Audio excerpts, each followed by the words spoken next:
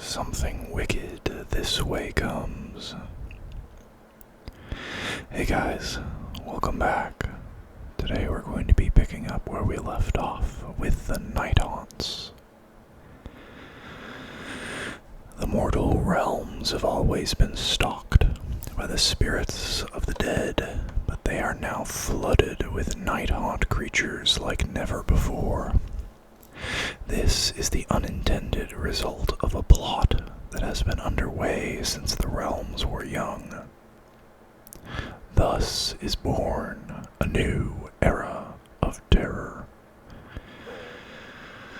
In all the realms there have always been hauntings. The scratching at the shuttered window, the creaking opening of latched doors, the mysterious light that beckons from the swamp. These phenomena are caused by lesser geists, the shadows of spirits, and the residual ill will of vengeful mortals that have passed on to the afterlife. Yet there are other, far more powerful spirits from beyond. Those entities known as Nighthaunts are undead that possess far greater animus and influence than troublesome poltergeists or apparitions of mourning. Nighthaunts come back from the dead not to antagonize, lament, or memorialize, but to vent their anger, to kill the living and to send their souls screaming back to the same eternal torments to which they themselves are subject. Throughout the ages, some Nighthaunts have become creatures of dread and legend, and the living tell many tales of their hauntings. Some of these creatures, such as cairn wraiths and doom banshees, would occasionally be discovered by necromancers or soul-blight vampires. These powerful undead, bound into servitude, such as Nighthaunts, harnessing and directing the specter's destructive tendencies for their own ends. On rare occasions, like the unholy anniversaries of great cataclysms or intense influxes of amethyst magic, entire Nighthaunt hosts would arise. Whole towns were known to have disappeared before the wrath of these ethereal armies, but luckily such supernatural eruptions were few and far between. At least, that was the case before the she-ish Necroquake. Plan of Ages. Nagash's plan for domination began when he awoke during the time known as the Age of Myth. It was then that the great necromancer first claimed she-ish. Yet it was not only the underworlds of the realm of death that the god coveted. Nagash's plan for ultimate supremacy was a subtle one, and required an immense amount of time, magical power, and tireless labor, all things the great necromancer held in abundance. To harness the necessary arcane energies, Nagash sought out grave sand, the realm stone of she-ish that was solidified death magic in its purest form. As with each of the realms, magical energy was not evenly spread throughout the lands of she-ish, but rather could be found in far greater quantity and quality at the realm's edge. Thus, in she-ish, the greatest abundance of grave sand was found heaped in dunes along the very periphery of its domains. It is commonly believed that each mortal creature has their own stream of grave sand, and that, so long as its grains trickle down the dunes, their life will continue. Should that sand stream fail, however, the mortal life is likewise ended. Those who might attempt to travel to that region of Shyish to ensure a continuous flow of sand put themselves in dire peril, for there amethyst magic waxes so strong that hurricanes of baleful power sweep the dunes, destroying any living thing that dares to intrude.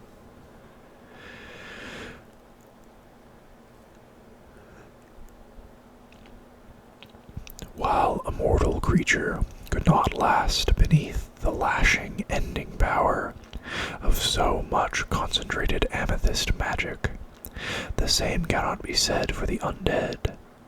Nagash sent his minions, endless lines of skeletons, into the dunes to collect the precious resource. They proved able to survive the trek into those forlorn territories, but still each could only carry a single speck of realmstone, for even they could not stand indefinitely against such arcane might. Over many centuries, countless skeletal figures made the journey, relentlessly marching to retrieve their one grain of grave sand before returning. It was a journey of countless thousands of leagues, and many were lost, crumbling to dust beneath the magical barrage, waylaid by Skaven raiders, or beset by any number of the terminus creatures, the dreadful undead beasts that stalk those regions. Others simply continued to trudge, then crawl, until their limbs were ground down to nothing, and they could move no more. As the centuries rolled by, Nagash amassed a vast store of grave sand. Mountains of the realmstone were used to construct a monumental masterwork, an echo of the black pyramid of the world that was. Yet this pyramid was built inverted, held aloft by complex spells of binding. Its tip hovered but a hand's span above the ground, and it soared upwards to a towering height. Warning signs of the vast accumulation of death magic were perceived by those attuned to the arcane. Malign portents caused armies from across the mortal realms and the realm of chaos to be mustered against Nagash's growing power. Shyish was invaded from hundreds of points. With the pyramid's construction nearing completion, the many battles fought to waylay the Lord of Undeath at last took a toll. The Skaven unwittingly disrupted the orderly workings of Nagash's arcane edifice, resulting in a cataclysmic shift. The inverted pyramid began to spin, and the flow of amethyst magic in Shyish was altered, drawn from the realm's edge to the epicenter of the vast monument. It's kind of cute that they kept the Skaven as the ones who foil Nagash from fantasy and put it into Age of Sigmar. I like that. I don't think it's as cool in Age of Sigmar, but I like that. The Necroquake.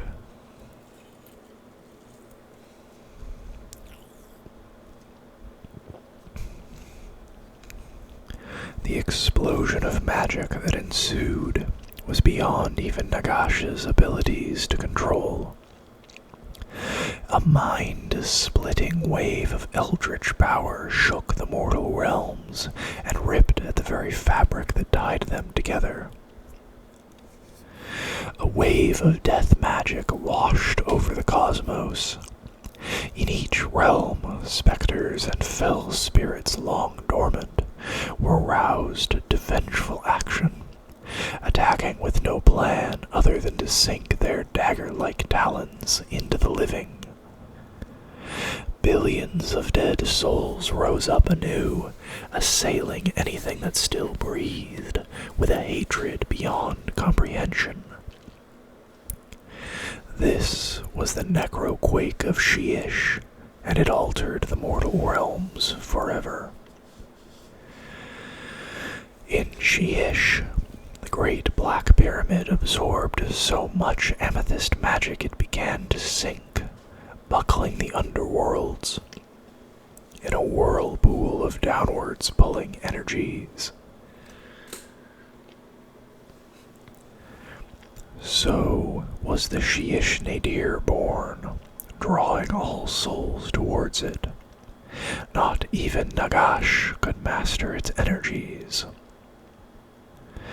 While his plans to fill himself with enough power to conquer the mortal realms had gone awry, Nagash had flooded everywhere with the undead. On a grand scale, the great necromancer saw the full might of wraith hosts unleashed, and the terror they caused. There were more such spirits roaming the lands than ever, although their attacks were more instinctive than planned. But that would soon change.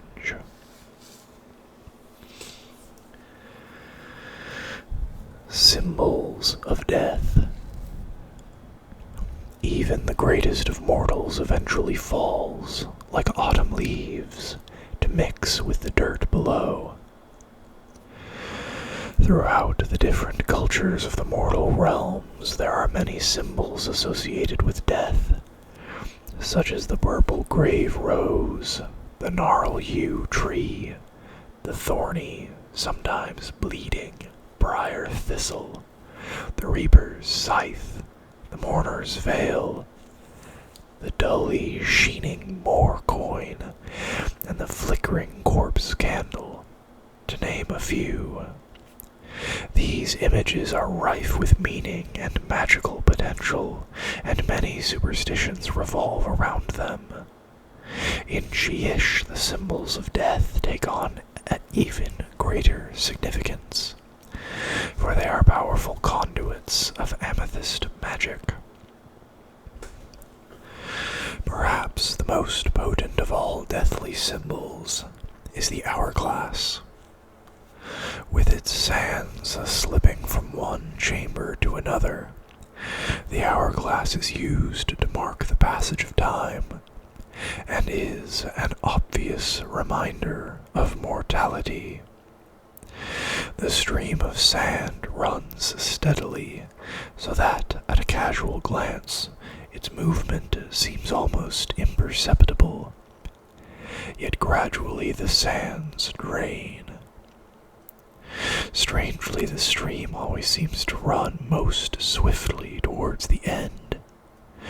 Those most knowledgeable in necromancy often use the Hourglass in disturbing rites and rituals, often using its powers to sustain the unnatural state of undeath itself.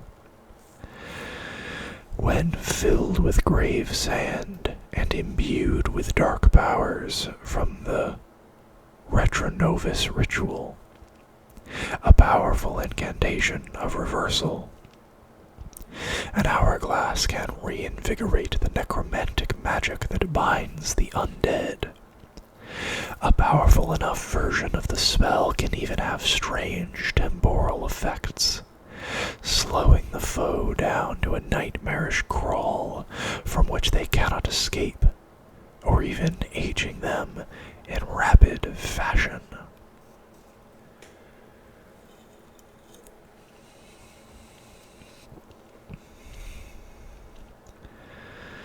The rise of the Wraiths.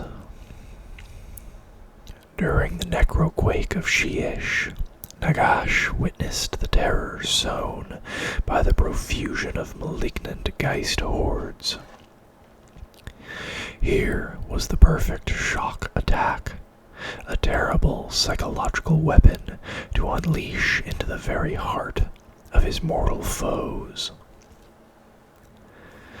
Although the Nighthaunt attacks during the Necroquake had wreaked havoc, there was much to be improved upon. The assaults often dwindled, targets of opportunity were poorly chosen, and there had been little or no coordination between the different phantasmal armies. In the free city of the Phoenicium, the spectral hosts had all but defeated the defending garrison of Stormcast Eternals, but then became sidetracked, contented to terrify the populace rather than razing the city. The Sylvaneth defending their wooded fortress of Narlock were conquered, but none of the Geists sought to claim the highly magical Woad Stone that the children of Alariel guarded, leaving it to fall into the hands of beastmen. 2 successive waves of Nighthaunts washed over the Stormcast defenses, guarding Vandium, each nearly defeating the foe. But had they attacked as one, the undead would have easily triumphed. From the Caradron skyboard of Barak Zon to the hidden undersea cities of the Ideneth Deepkin, many places were ravaged by the rampaging spirits, but there was no concentrated effort to finish off the mortals. To address such shortcomings, Nagash sought a commander, a leader that would unite and drive the Nighthaunts to not just terrorize mortal kind, but to devastate them, leaving the shocked survivors ripe for Nagash's final crusade.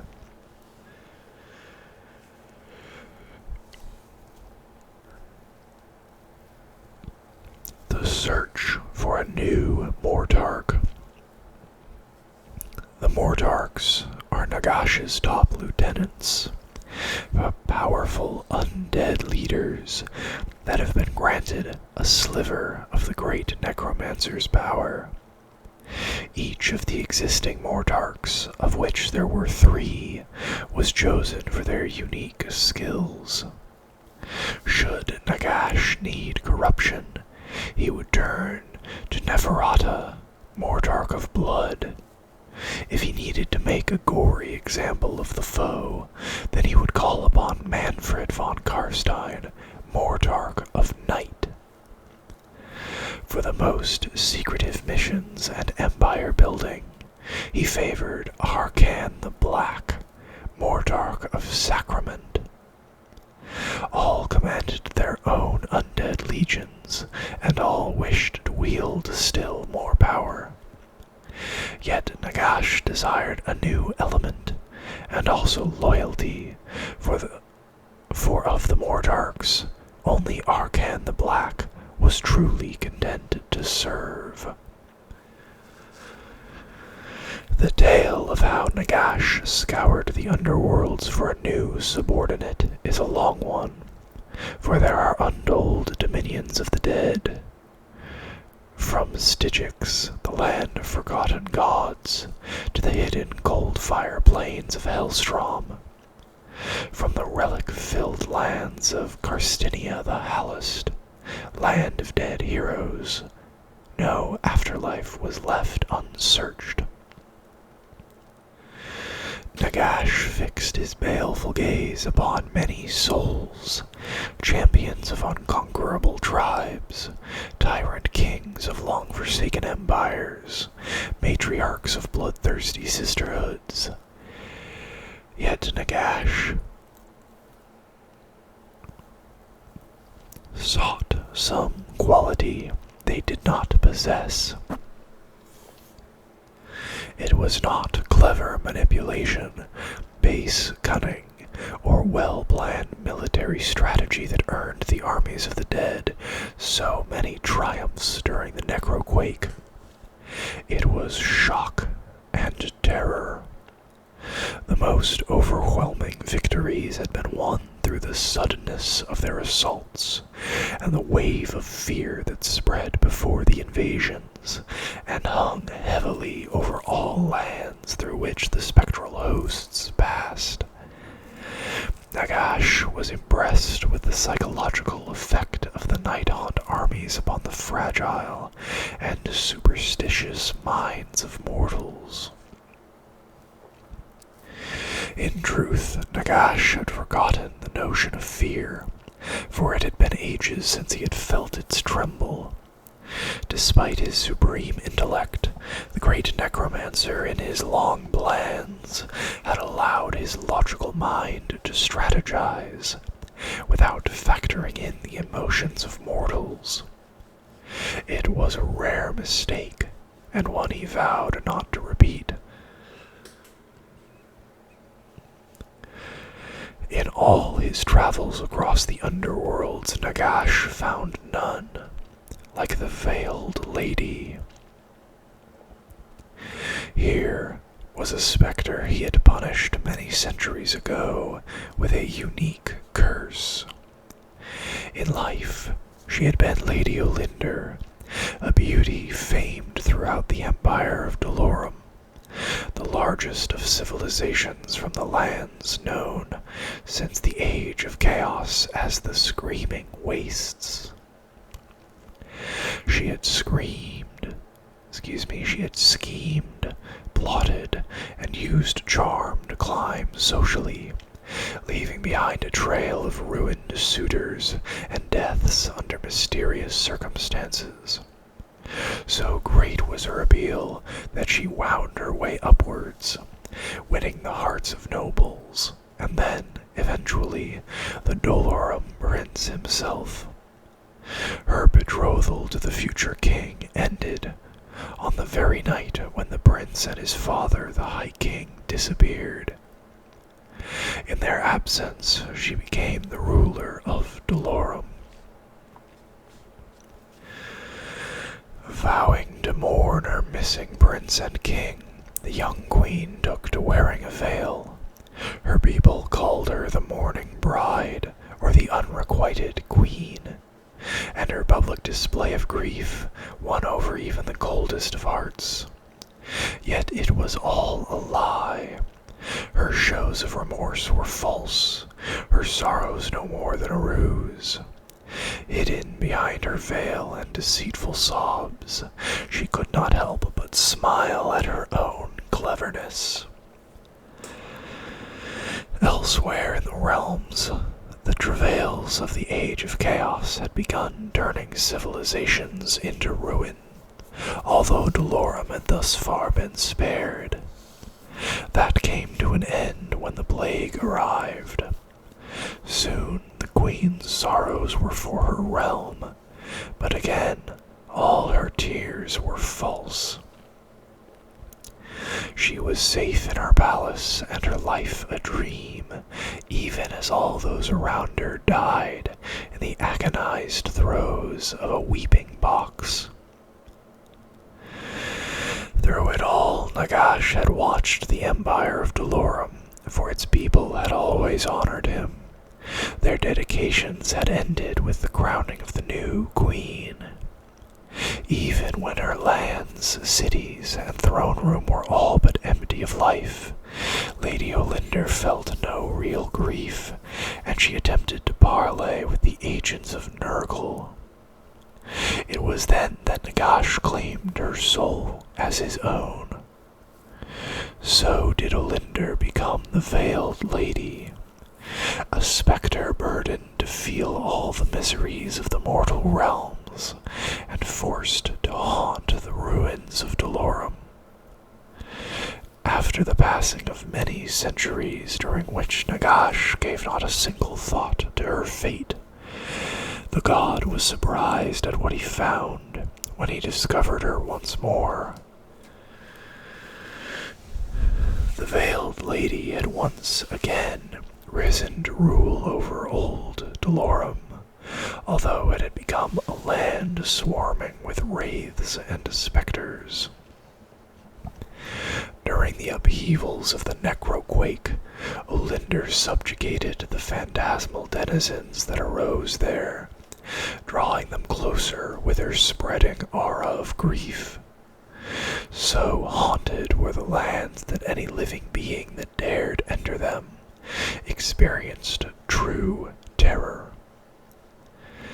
Yet rule of one underworld could not satisfy her ambition, and the veiled lady longed to bring more nations, living and dead alike, beneath her dominion. Here, at last, was the leader that Nagash was looking for, and so in dark ritual the great necromancer granted Lady Olinder a sliver of his own divinity. He knighted her the Mortarch of Grief, and tasked his new lieutenant first with uniting the Nighthaunts, and then leading them as the vanguard of his new crusade.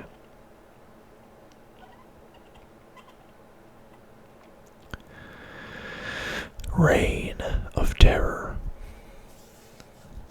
Untold spirits were invigorated during the Necroquake, blasted forth to wreak havoc on a tide of amethyst magic.